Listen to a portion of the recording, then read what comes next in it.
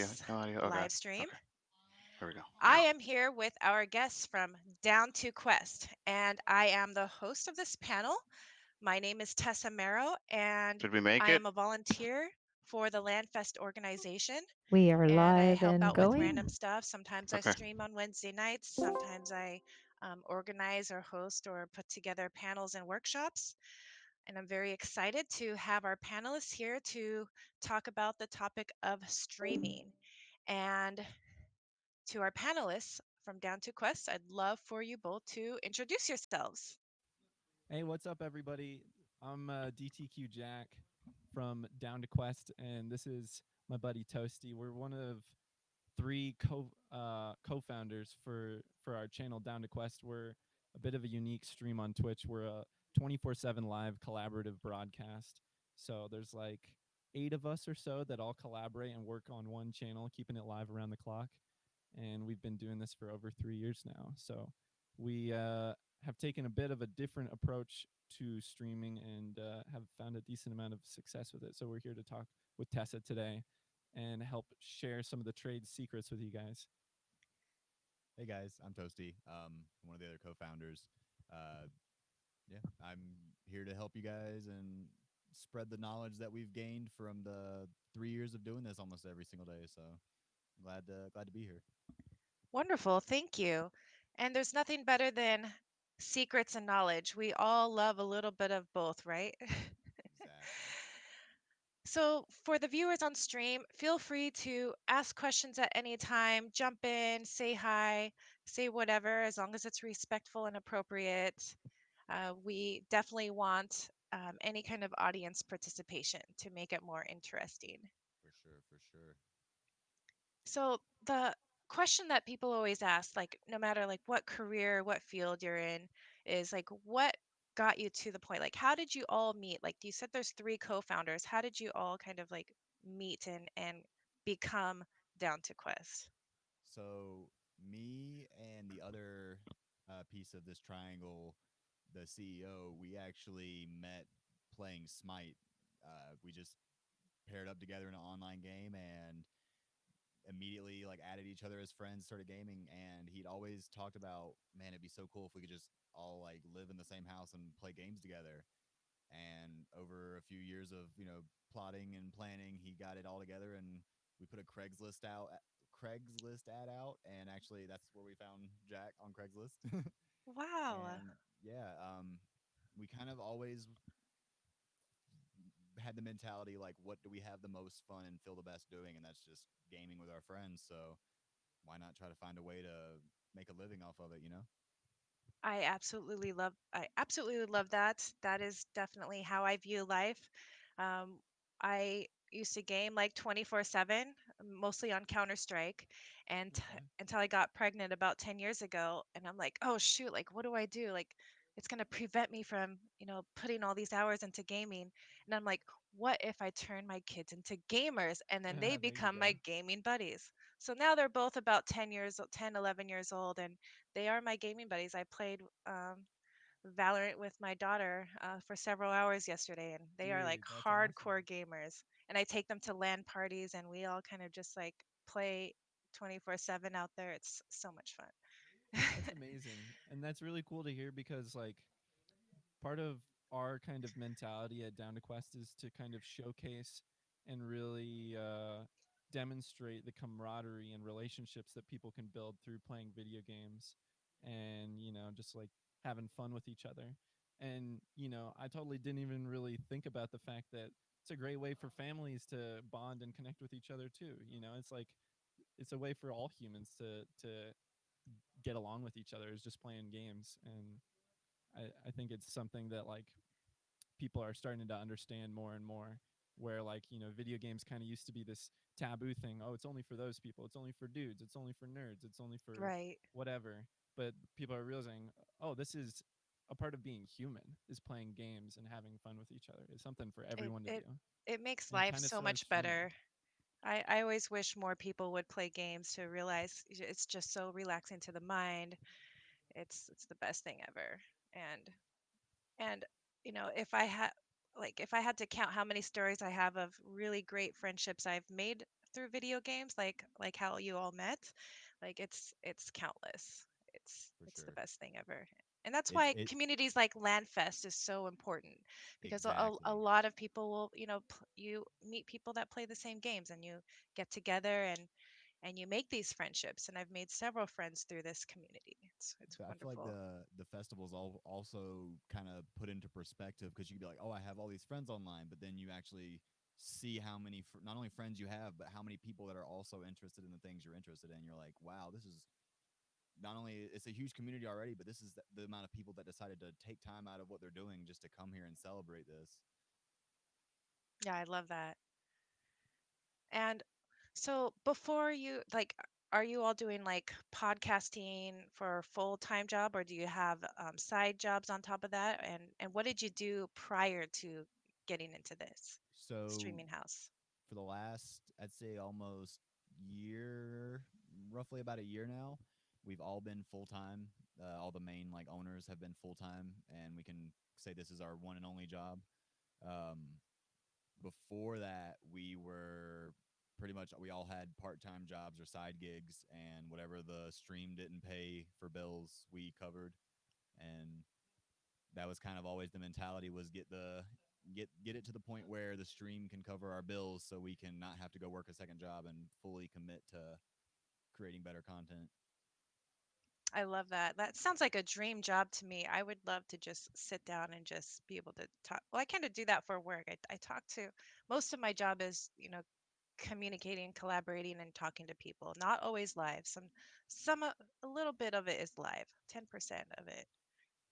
Yeah, there's definitely something different about the live aspect.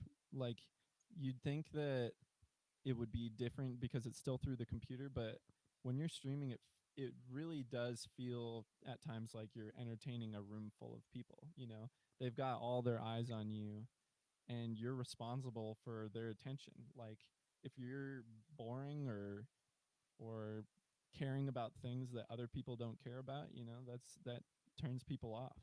And so it's about like understanding who's watching you and sharing your perspective in a way that makes people want to hang out with you and want to see things the way you do too. Very, very true. What I've learned is to just be yourself, just be real, and speak in a way where you're genuinely here to help everyone and you know create that knowledge and share that knowledge and wisdom and that's why we're all here today. Yeah, um, I think being genuine is one of the biggest indicators for success as a streamer, probably, you know, unless they're someone who their brand is built off of being kind of fake, like a character like Dr. Disrespect or something like that, you know. and it But works for some people and mm-hmm. some people enjoy watching that character. uh, with me, I lean towards more, just real people saying real things. And that's why in real life, for example, I love it when people cuss, even though I don't say cuss words. I don't say bad words because it's not who I am as a person. But when someone is comfortable enough to act how they act, like it makes me feel more comfortable to be myself. So that's what it's all about. If that's who you are, be you. For sure. So when you're consistently like having these live streams, sometimes there'll be like toxic people or people saying kind of ridiculous things in chat. Like, how do you all manage that? Because I know it can get crazy sometimes. I actually wrote about this in my notes. This is a tip Ooh, that I tell the other streamers for the house, and that I think every streamer could benefit from. It's a way that I deal with toxicity that I think is really interesting, and I'd love to share with everybody. I don't know if Toasty necessarily takes his the same approach. Everybody kind of treats it differently, but one thing I really like to do is like if someone's coming in, just pretty much acting any way other than how you want them to. If they're making you uncomfortable, if they're negative or toxic, I treat that like a foreign language to me. If someone's coming in there and they're saying things that are rude or something, I don't even to me, I pretend not to understand it. I'm like, oh, that person must be confused. Like, oh, you must be new here. What's wrong, man? Hello. And I try to get them in to engage in my language, which is like the language of fun and love and questing or whatever, you know. But if they refuse to engage with me in the way I want them to, they're gone. They don't need to be here. And that's a lot of people. I feel like will suffer through any kind of audience because they're happy to have any audience at all. But I think it's really important to know your worth and know that you don't have to entertain people that are just there to try to suck your energy, make you feel like crap. Because lots of people do that. It's a very real thing that if you go into someone and you make someone else feel bad, that makes people feel something. Lots of people are just trying to feel something. They're trying to connect with someone in some way, and they're used to having to do things like that in order to connect with people. So if you give them the opportunity to engage with you the way you want, be like, hey man, we don't act like that here. Or like, why don't you like how's your day going? Like I completely ignore, but if they maintain that the attitude, then they're gone. I give people the chance to change. Lots of people won't. Um, but that's a way I like to look at it that I think could help a lot of people is just like try to pretend like it doesn't even make sense to you, like why they would act that way is kind of how I see it. Toast, do you I have love any that. comments on something like that? I'm kind of the same way. I feel like the kind of kill them with kindness approach really helps. There's been several times where someone will come in and they're literally just looking for that negative reaction, but if you give them a positive react, we've had people follow and become viewers because they were like, then apologize for, they're like, hey, I'm sorry I came at you like that. You guys are actually way more chill than I thought. I was just going around, they go from not even having a community to be a part of, and they're just jumping around from community to community being toxic, and then they actually have a place where people are like, hey, you don't have to be toxic here, but you can also just come and hang out and like have a place to go on Twitch, or in general. And just real quick, one thing that Toast over here is really good at is he's really good at engaging. If someone comes in with negativity, he's good at engaging the other viewers to kind of show that that behavior is inappropriate. He'll be like, guys, do you see this guy? Like, this guy must be confused, or like, guys, do we act like that in here, or something like that? And you know, the chat could have been silent for 5 minutes, but then when someone comes in with negativity, Toast will use that as fuel to get other people to outpour the positivity. So then, he'll you kind of be like, guys, let's show them how we really are, and then that causes people to be like, oh yeah, we love these people, or like, no, we like to act like this, you know. And so anytime there's an obstacle like that in streaming, I feel like there's always a way you can try to turn it into a positive or a way to build up other aspects. If the whole world reacted in this way, it would just be so much of a better place to live. I can relate this to raising children. My daughter will say, there's this really mean person in class. She's always trying to say walk by and say mean things to me, and I'm like, maybe I always say, like, maybe there's like something bad that's happening in her life that's making her feel angry, or maybe she just doesn't know how to act any other way and she's used to acting that way. Like, if you just be a role model and be nice to her and show her the right way to act and let her know how she's acting is not appropriate, and what she needs to say or do, to be kinder or more kind. And she people look up to my daughter in a way where they kind of model themselves with how she acts. So I'm trying to push her to, just be nice to everyone. Awesome. That Even is though she awesome. has the capability of becoming a bully with how strong her personality is and how much people like to follow and do what she does. So I'm just like every day I'm like pushing that information of Use your power be for nice good. to everyone. Be nice to everyone. No matter what situation they are in. Maybe they don't get to live the life she gets to live. Maybe they don't have as much. If you see a girl, if she's getting made fun of because she has holes in her shoes or her pants, let me know what size they are. Let's go buy her a gift and bring her a present, because For if sure. she could wear better clothes, then she would. It's not her fault. So just kindness is the answer to a happy life, happy world. For sure, for sure. And I've noticed, like, with communities, if you allow toxicity and allow people to behave in a certain way, it starts amplifying, and it basically sets a standard of, oh, this is okay. I'm gonna act like this. Like, I'm guilty myself. I've acted like a troll around Yeah, other trolls just because then it gets fun, and then you realize maybe that wasn't a good idea. Maybe I've offended someone in a way, or made people feel uncomfortable. It's that thinking doesn't really process at that moment when you're like having fun, and maybe they're what they say sounds mean, but they're laughing on their end of the computer. So it's something that has to be handled immediately, and in whatever way works. Every community is different.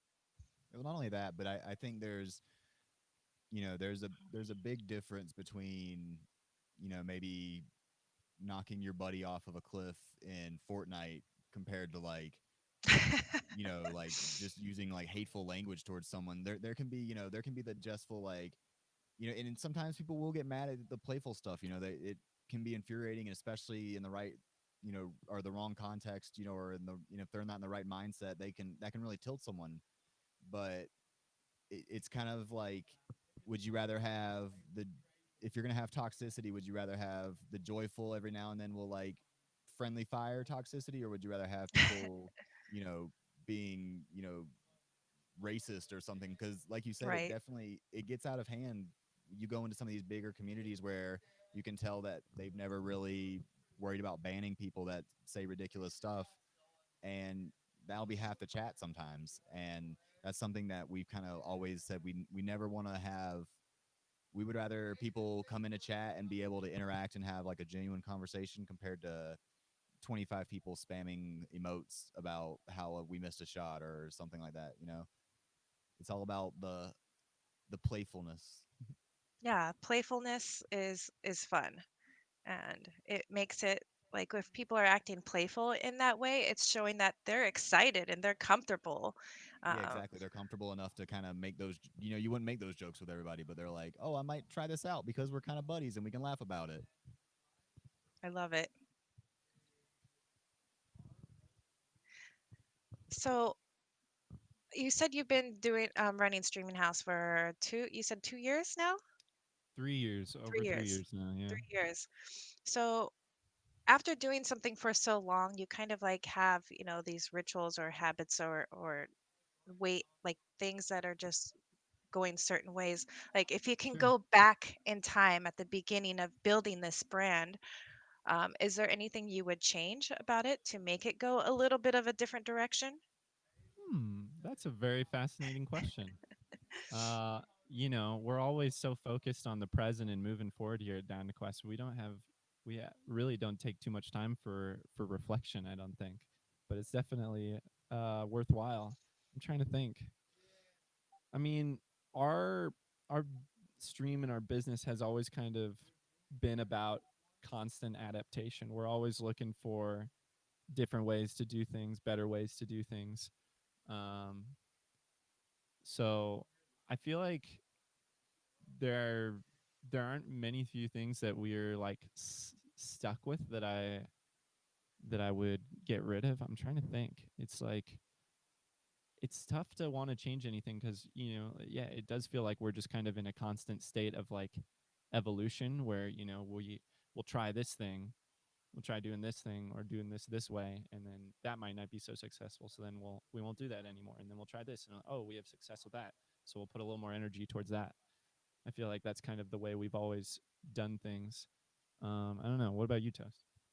Um, Honestly, I definitely I can agree as far as like looking back, maybe doing things different. I don't think there's much that we could have done, considering even with just a lot of people kind of go into this. They're a single person. They might have a buddy they stream with, but even then, it's a whole different beast. Whereas a thing that'll work for a single streamer, there's things that streamers will swear up and down by, but we just can't use them. It wouldn't work for us. We're just because of how constant we are. So it's not even just looking back and seeing things that we would have done differently. For me, it would be looking back and seeing why didn't that work for us, but could it have worked for someone else? or there's been stuff that we've been, I can't think of a great example off the top of my head, but there's been stuff that we're like, hey, this doesn't work for us, but if you were a solo streamer or if you were this kind of streamer, this would be great for you. This would be like the next big thing because you could do this all the time. But for us, maybe if you run the program for 3 days straight, it might not really run so smooth.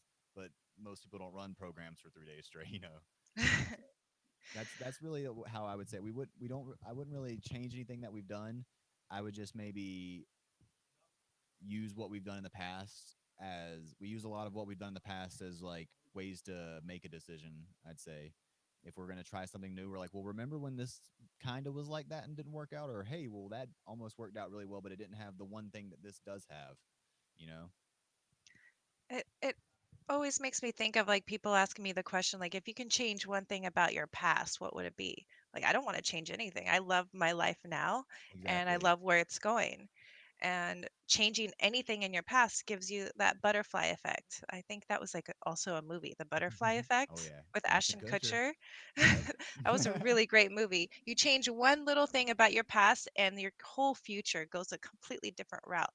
And you don't know if it's going to be a bad or good thing, so it's For kind of sure. dangerous to make those changes. That and not only that, but it's really cheesy, but everything we do is written in pen. There's no going back and like, oh, we actually, erase it. We actually did this. Like we kind of make the decisions, and since we don't really have anything to base it off of. There's a lot of times we just see a new company and just be like, you know what, you guys are new, we're new, and we like trying new things. Let's do this, just because Nice.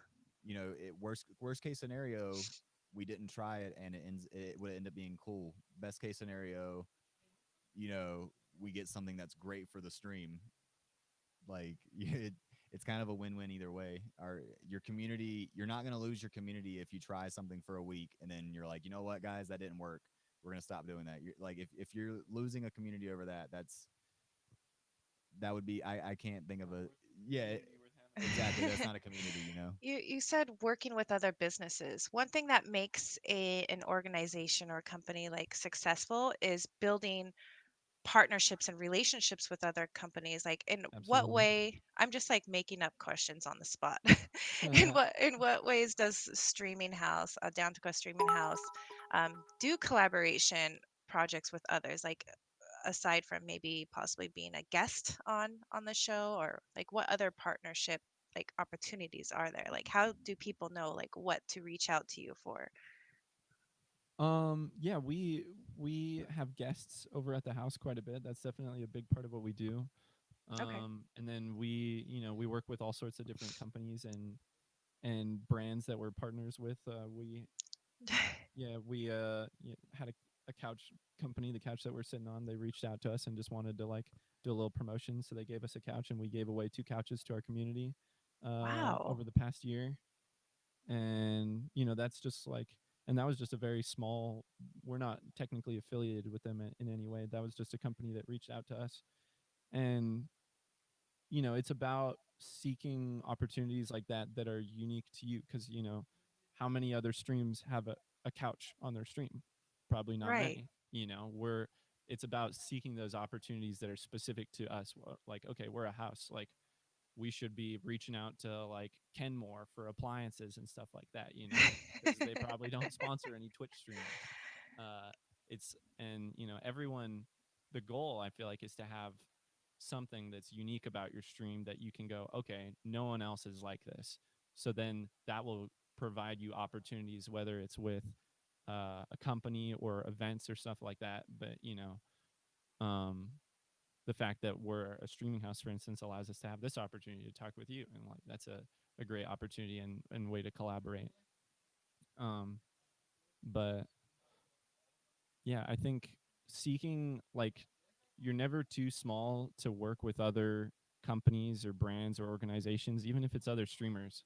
It's just about finding uh, the people that are right for you, whether it's size wise or specificity to your community and audience. Um, I love that. And LANFest, and we're very grateful that you're taking your time in your lives on, especially on a Saturday morningish, afternoonish to do this for us. So it means a lot, especially for our gaming community. And of course, it'll be recorded so we can go back and watch and learn from you all. Perfect. One thing about the gaming community is there's always that big percentage that really wants that either just started streaming or they want to get into streaming. Maybe they want to start a podcast or do something involving um, doing something live. Uh, what would be like some tips on like how can you get started from like square one, like the very, very beginning? Because the only thing they have is how to stream on Google, and then having to read a million different articles that's saying different things, and it's so confusing, and then they get lost and overwhelmed. Yeah. Yeah, yeah, that's a big question. Hmm.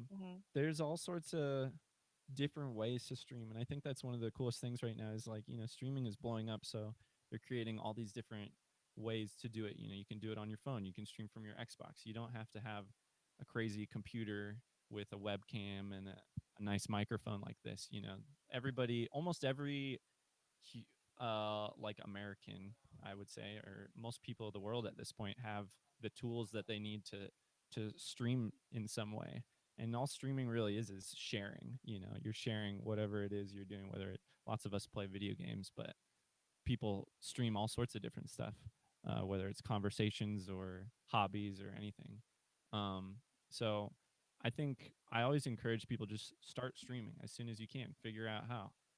Don't wait until you have the amazing setup. Don't wait till you spend $400 on a webcam and a green screen and all that stuff. All that stuff is a tool, and it's not necessary at all. So I think that's the biggest thing. You also have to think about like what you want to do with your streaming. Of course, like you know you should decide whether or not you want to be like a casual streamer, or if you want to try to be make a career out of it and be the next Ninja or Summit 1G or whatever, because I feel like lots of people think that, oh, if I just casually stream myself and don't put any effort or kind of uh, what's the word, purpose into my broadcast, that maybe one day I'll just kind of have a job or make money off of this. Like maybe one day that'll just happen. I think it's definitely a good thing for people to stream as just a way to have fun and share their what they're doing with people, but you have to be reasonable about your expectations and like stuff like that. I asked, so I can relate to a question I asked a book author, like how do you like write in a way where people just really love your books? Like how do you take this time? Like what is your thinking process behind it? And she told me, like, when I'm writing, I write for myself, for my own enjoyment, for my own knowledge, Mm-hmm. and then it's up to others to, enjoy what I'm writing. I'm not trying to write to please other people. I'm not trying to write in a way where I'm trying to make so many different people, you know, happy. It's for me. So I feel like that can relate to streaming, like stream for yourself, for your own enjoyment and have fun, and then people will come because they're Mm-hmm. seeing that you're having fun, and Yeah. well, I guess it depends on what you're streaming and everything. It can always change. Mm-hmm. Yeah. Yeah. Um, I will also want to talk about just like for people just getting started. There's all sorts of different software you can use as well. You got Streamlabs OBS. We're using, what is it right now? StreamYard, which I had never even heard of.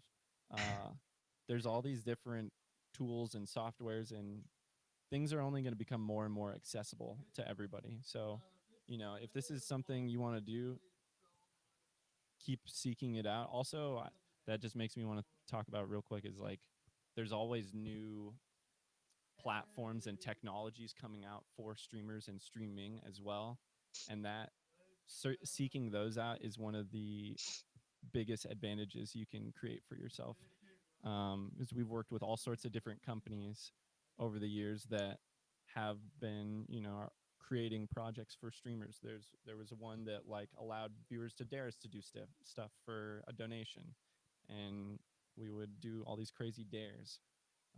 We worked with this company that allowed people to earn cryptocurrency by just by watching our stream, and that company helped us achieve partnership like 2 years ago. And Wow. yeah, So you say you do like interesting stuff. Like, what are other ways of engagement to keep the community like on the edge of their seat? so well, there's two different ways to look at it. You need to engage your community while you're live and broadcasting, which is one ball game, and then there's trying to engage your community, keep them around while you're not online, which we're fortunate enough not to have to deal with that problem because we're always online. But the big thing for streamers while you are live, I think more than anything is just talking. Literally, the amount of words you output, I feel like, is very relevant and correlational to how much people want to watch you and hang out with you. And obviously, like when you're a streamer, you're talking about all sorts of different things. If you're just talking about like nonstop, like kind of narrating every action you're doing in a video game, that's not interesting. But if you're going from I'm doing this in a video game and then you're responding to something in chat and then you're talking about what you're doing an hour from now and then you're talking about this cool thing that happened in gaming and then back to chat and then back to the game, that's where the entertainment is. And it's the ability to kind of have your attention going in all sorts of different directions where you're able to give attention to the people watching but also to the game and also to all these other things. That's That's how you really people. difficult to do when I'm streaming gaming. I am so hyper focused on just trying to get game sense to keep up with my brain that Hmm. it's hard for me to like spit out words and talk at the same I feel time. like Like it's I one can't of really do the both. most like demanding jobs out there on your brain. Like playing video games is hard at a high level, and to do that while also having conversations with 20 different people, like it's pretty impressive if you ask me. And that's part of the fun for it is like that Good brain challenge, I think. exercise. Yeah, absolutely. I, I Um, I always tell people that let your children play a lot of video games. It's really good for your brain. Like all the successful people in tech that I know are mhm, either grew up being hardcore gamers or they're current gamers now. And it only does good for your life. I don't mhm. see bad aside from me skipping high school a lot to play Diablo 2 back in the late 90s. I'm old. I'm older than I look by double. um, but good good times though. I don't recommend skipping school ever to play video games. Get your homework done. And my daughter just yelled "I do" really loud in the background. She's you better be joking. That was my nervous laughter.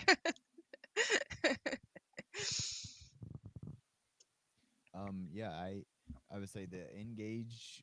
That's one thing. Like Jack said, the engaging people while you're on stream is important. I'm actually our chief of branding, so I kind of like I pay it. We do have, we do still do we do still participate in like offline engagement because it's still important. Not everyone's able to always watch and pay attention to a stream, but they can go into your Discord server and have conversations there. There's also social media is a big one, not just for your fans to kind of get that peek into your life or updates on your whatever you're doing. It's also a great way to meet other people to network with some of the biggest people that are creating content right now.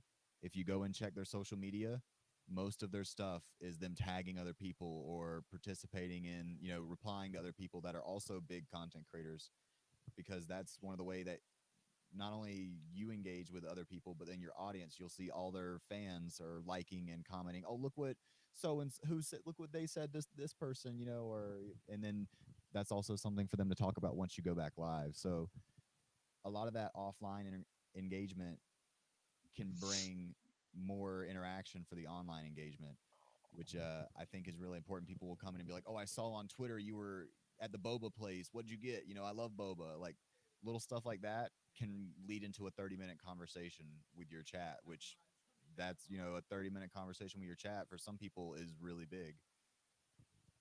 Yeah, so I don't do any kind of branding with streams or podcasts, but I build like a big part of my job is building a personal brand and branding my first and last name.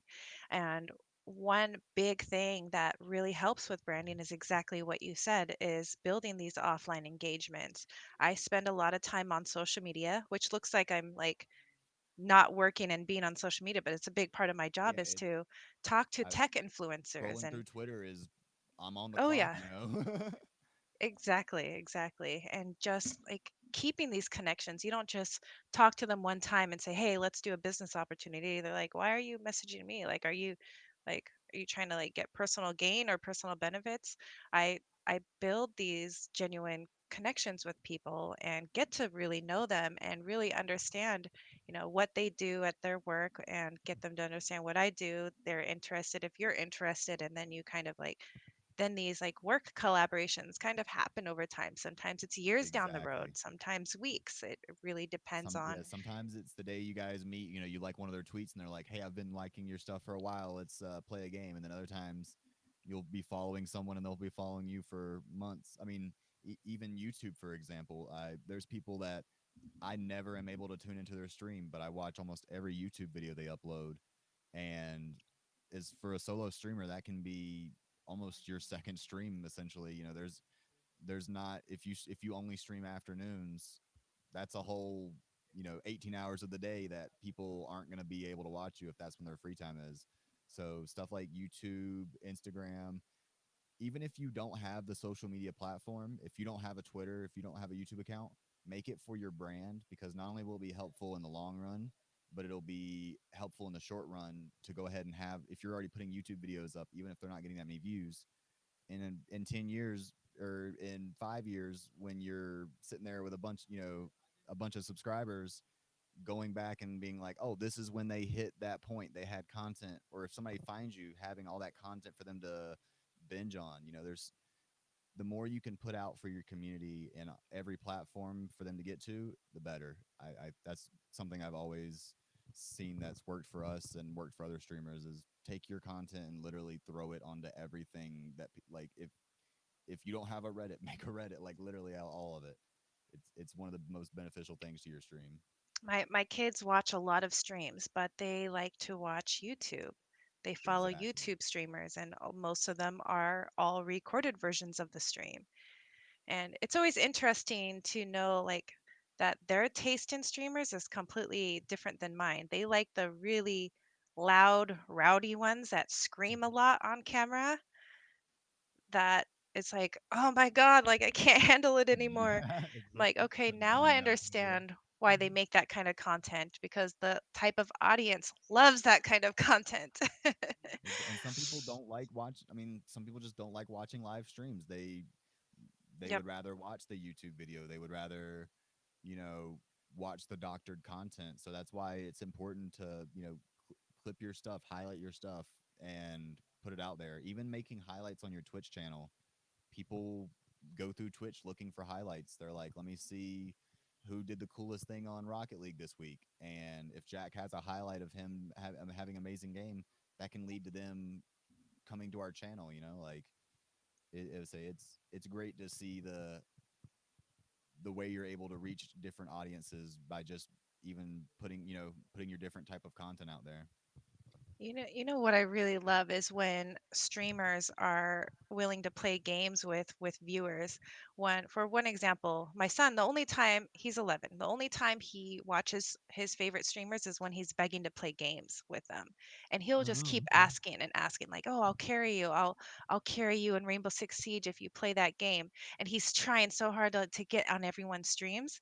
And he's gotten on like 3 or 4 of like popular streamers streams, and then he'll copy and make the clip of it and send me the video. He's like, "I'm famous. Look, mom." I'm like, "But it's you change your username every month. How are you like getting Ah, famous like off these random names that you keep making?" Stick to your brand. yeah, you gotta build up that brand, buddy.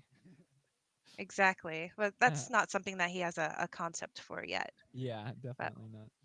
yeah. Nor does he need to. Yeah, he's the type of person that has that big potential of streaming. Like since he was very, I started at him with like PC gaming since he was 6 years old because I want him to be a pro esports player. Like why else have a kid, right? Yeah, in these And days. and he's always like, I've always asked like, are you talking to someone on the internet? Well, he'll sit there and he'll talk all day for hours and hours having conversations with nobody but himself. And I'm like, oh, Oh this is a snap! future Yeah, streamer right he's a here. Destiny streamer. Yeah. He still does it. He's 11 and still just keeps talking. Like the talking never ends. Like I have Wow. to ask for a break from all the talking. I'm like, this is Uh, streaming material. that's People like me love with that. Bitcoin. It makes for a very good streamer for sure. Hmm. Yeah. Yeah, as long as all his income goes into my bank account, I fully support it. Yeah, you're his manager. The brand manager. Yeah, totally. So people are probably curious, like, where do we find Down to Quest Streaming House? Like, where are all of these channels to find you at?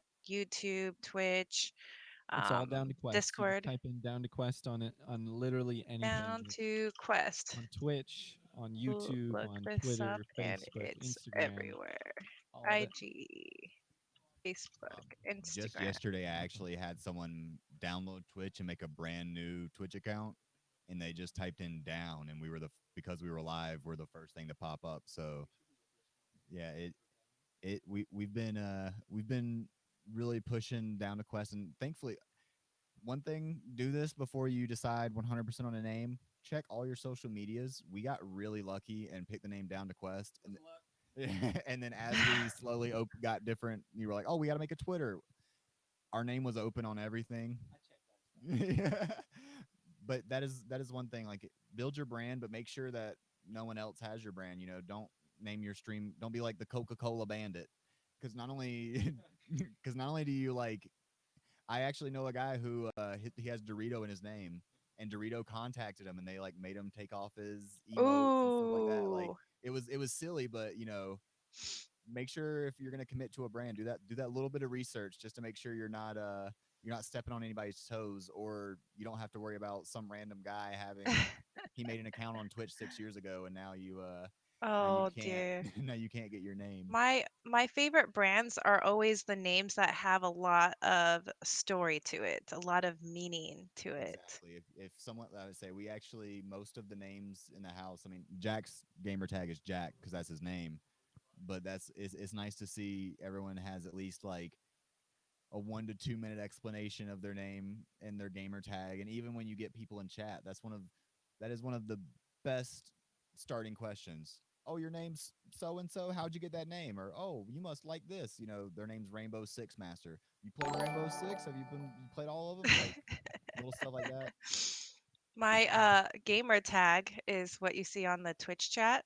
Uh, that all started with someone calling me that because I always call myself Tessa, and then someone called me. I don't want to say that word out loud because it's a bad word if you say it out loud, but it doesn't look like a bad word, so I get away with having that.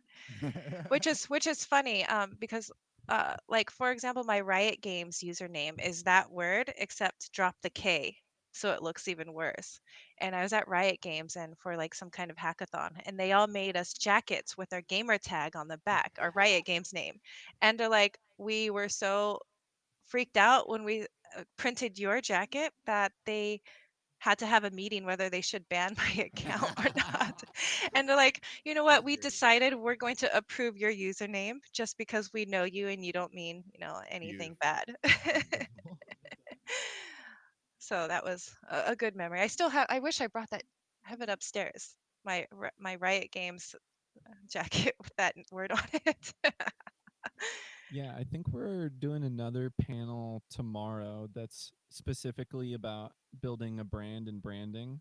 And I definitely plan on like going into the details about how we came up with the name Down to Quest and stuff like that because it's definitely a process. Yeah, it's I'm Um, sure it's a step that most people are stuck on. Like, how do I make a logo? How do I like think of a brand name? Like, am I even interesting enough for people to want to watch me stream? It's like they get stuck on all these like questions that you shouldn't really be stuck on. You just We start and do it like you've said we've before. had a few buddies and even some people on our stream team that every few months they change their name and they change all their logos, and we're have to. Well, sometimes I'm just be like, just pick like the first one was good, like just don't worry about that. Just you just got a full send on it, like you said, it sometimes it just like pick your name, pick your stuff, make sure it's good, and run with it. Like a D- rebrand can help, but most of the time I think like people are just gonna be like your first choice. Like Down to Quest wasn't our 100% first choice, but it was the first thing that we all 100% felt good about. I I feel love like, the name. and I think like if you find a name and you feel good about it, and as long as Y- it's not some ridiculously hard thing to say, run with it. you know what I think right when I see the word Down to Quest, the first thing I think of is a group like it makes me think of like EverQuest 2. I used to play a lot of MMOs, like so much that I mhm. ban myself from playing MMOs or else I'll end up Yeah, quitting my job and quitting everything in my life. yeah, And I can't do that. And it makes me think of a group of people saying, let's go on this big adventure, on this big mission, and let's go defeat this and do this it big together. quest as Yeah, as one big fun group that is going to rely on each other's skills to accomplish this mission. So that's what I think when I see Down the Quest, and like that's amazing automatically. that you're able to get that just from seeing the name, because that's yeah, that's pretty much what we were going for. That's awesome to hear. That's Really? so cool. Yeah, Was I totally. on the spot?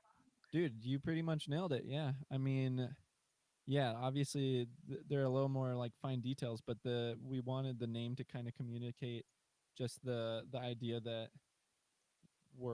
we're down to for whatever, we're open to tackle these challenges and go on this adventure together as a group, and questing is just like kind of something that you do in video games. So Yep. we're doing it through video games. It's like kind of a gaming business adventure that is collaborative. So yeah, we tried to kind of have that be in the name, and it seems to be somewhat successful. I love it. So Thank someone you. had a question in chat. Oh Do yeah, you all ever act as the camera? Do you have any tips? I wasn't sure if I really understood the question. act Act as the as the camera. camera. Hmm. Yeah, could I you wonder if you elaborate can. on that question? One thing, I guess, in that regard, I don't know if this is necessarily what you're asking, but I think as streamers, we often uh, don't think about the things that are important in per like real life conversation. That stuff is Hmm. just as relevant when you're streaming, like making eye contact with a camera. Like lots of people don't think to do that, but if you're talking to your chat, you should look Oh, at when watching a looking at your match. When webcam. watching a match. When watching a match, do you ever Hmm. act as the camera? When watching like what match? How I do you think decide what to show on the stream as far as gameplay? so. Most of the time, we are the person gaming. Um, we actually we've done a few like we've actually hosted a few tournaments and done some commentary and stuff like that. But one of the great things about our stream actually is we have multiple perspectives, and like we have like it's like a 6 PC setup. So if we are doing something like that, it's kind of we have foot pedals down below, and it's kind of nice to we can switch perspectives if we're watching two people in a game and it's a 1v1 situation. Jack can get on player red and I can get on player blue, and we can literally back and forth between who they are.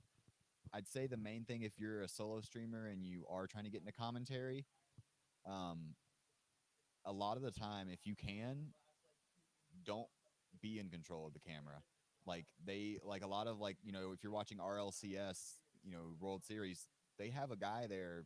There if you can get into a situation where someone's controlling the camera perspective, you're really all you're paying attention is to the action in the chat, and that just takes something off of your plate. I feel like.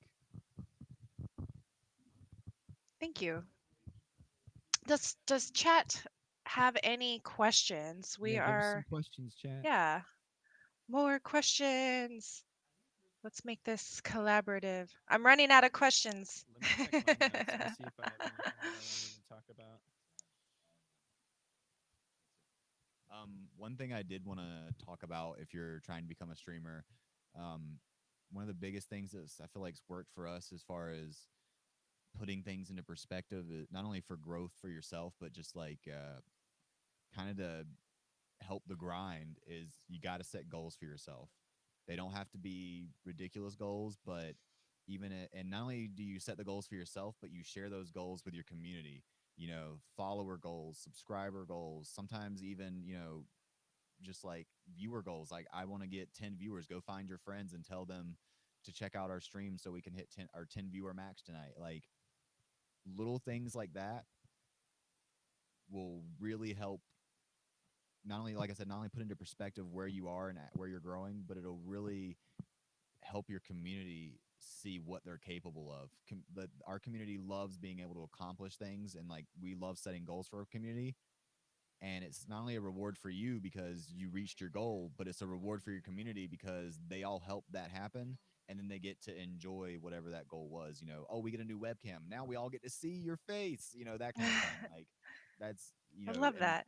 then remind, once you've set your goals, don't kind of just push them to the wayside. Make new goals and constantly remind your community that they've accomplished the previous goals. Be like, remember when we did this, you guys helped make that happen, and now you guys can help make this happen. Like, those can really make or break, that next level of interactivity. Like you were talking about engagement, that's one of the biggest engagements is, hey, you're part of this 150-person team that's gonna get this thing done.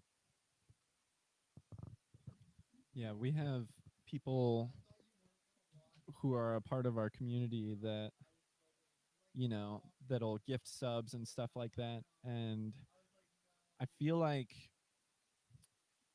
m- you're really gonna you're really gonna do well if you can make your community feel like they're just as responsible, or maybe not just as responsible, but if they you make them feel like they're helping you grow too. Like, I feel like our viewers feel like they're almost like they have a lot of influence in how successful we are as a business. Like, people can really uh they can really kind of be a part of things and support us, and like feel like they're contributing to the channel and helping grow it while not actually be a part of it.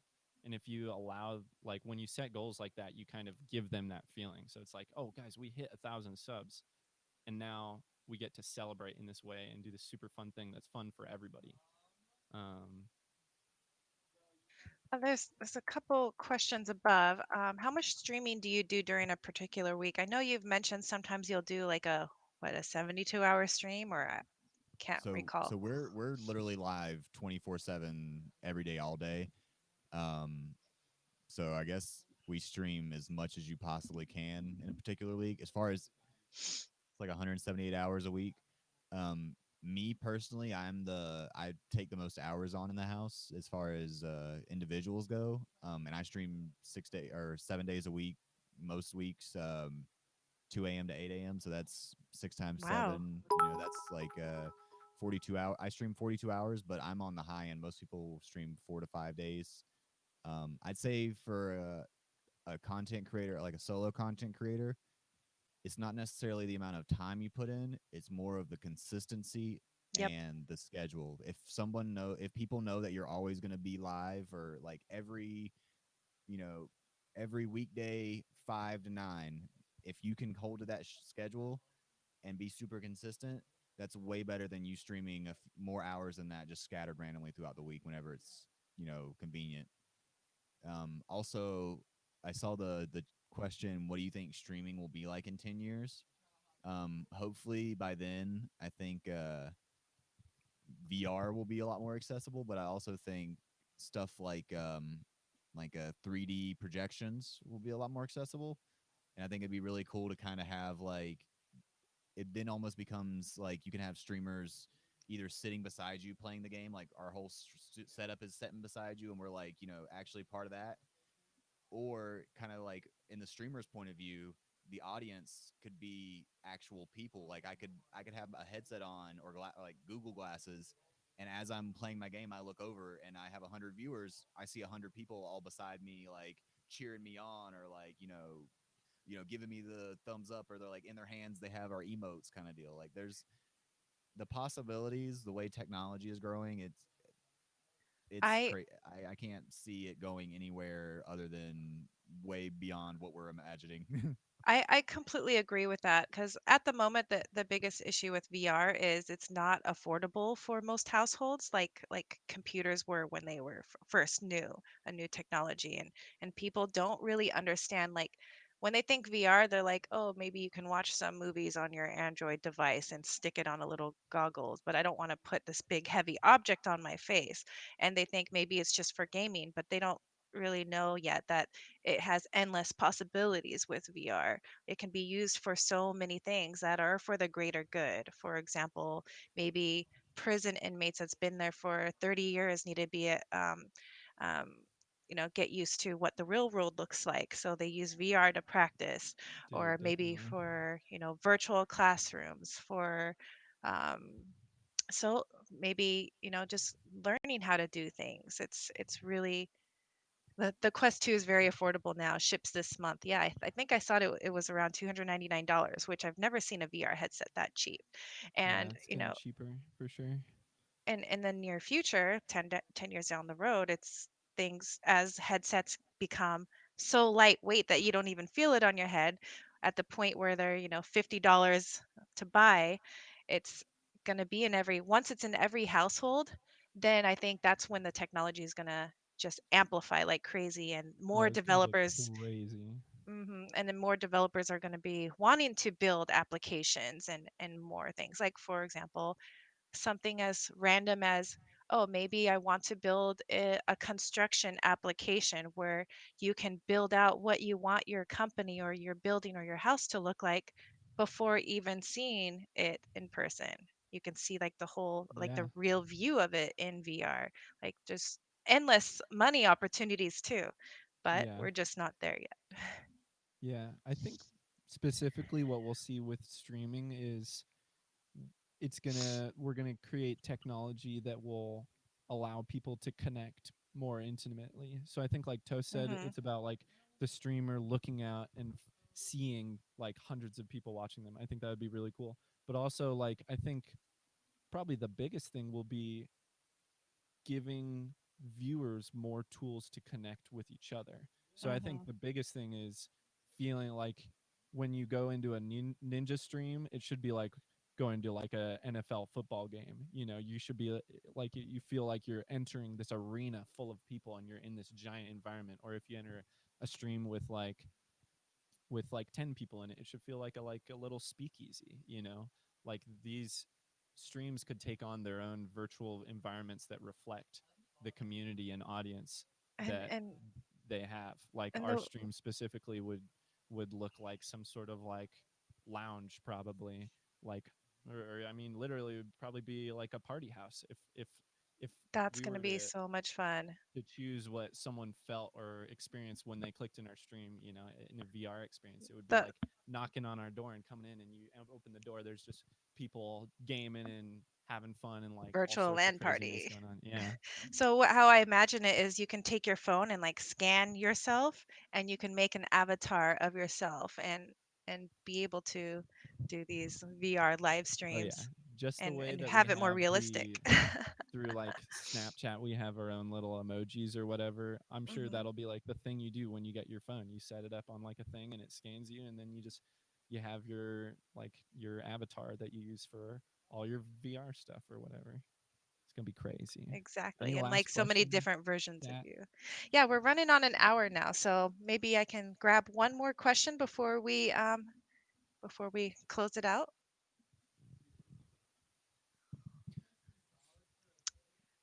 Other than that, I really appreciate the audience for joining in live and hanging out with us. And thank you to both of you for taking your time um, and helping the community and sharing your wealth of knowledge and experience. So we Uh, appreciate it. Yeah, you guys, thank you for having us. We all One of our favorite things to do is to share our knowledge for streaming. We've done several events where we've set up a station at a convention, and it's like, hey, learn to stream. We'll teach you how to set up a stream in 15 minutes, and then you can stream for an hour and get the experience kind of deal. So I mean, it's anytime I have a chance to help someone potentially quit doing something they hate to do and make a living, or even get a little extra cash having fun and enjoying what they do, whether it's cooking or gaming or drawing, I think everyone could benefit from a little stream. Definitely. Yeah, thank you for having us on, Tessa. It was so fun. Thank you to Likewise. WANFest, Colorado LANFest, for having us on. I'm going to remind you guys that we're doing another panel tomorrow. I'm not sure what time that is, but it'll be specifically on how to build a brand. And remember, you can find us over here at Down to Quest, twitch.tv/Down to Quest. We're live all day, every day. Just a heads up, though, we are strictly intended for mature audiences, so make sure you don't send your kids to watch us, Tessa. Sounds good. Thank you so much. And I appreciate you all and have a wonderful day. Until tomorrow. Bye, everybody. Thanks, Tessa. Bye.